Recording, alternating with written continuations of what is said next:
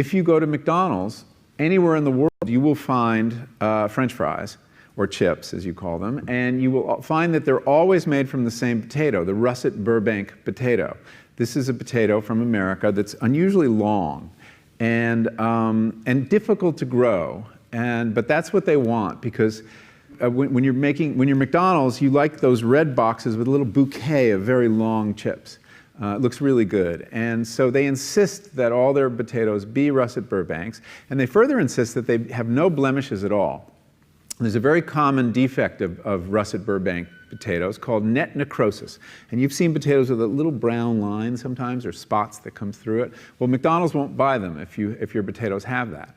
And the only way to eliminate that is to eliminate an aphid. And the only way to do that is with a pesticide called Monitor that is so toxic that the farmers who grow these potatoes in Idaho won't venture outside into their fields for 5 days after they spray. And then when they harvest their potatoes, they have to put them in these atmosphere-controlled sheds the size of a football stadium because they're not edible for 6 weeks. They have to off-gas all the chemicals in them. So you see, the desire for a certain kind of chip leads to a certain kind of agriculture. But the other thing on the health side, when I started learning about nutrition, about which, by the way, much less is known than you might think, that the scientific understanding of nutrition is still very primitive. But I learned that what mattered most about one's health was not necessarily the nutrients, good or bad, that you were consuming or staying away from, or even the calorie counts. But what predicted a healthy diet more than anything else is the fact that it was being cooked by a human being and not a corporation. Corporations cook very differently than people do. They use vast amounts of salt, fat, and sugar, much more than you would ever use in your own cooking.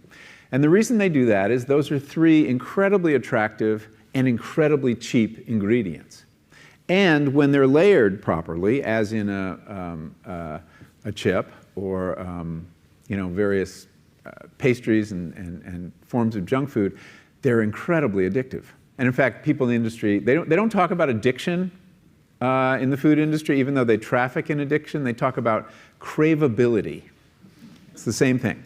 And snackability is another term they use, which is a lovely word.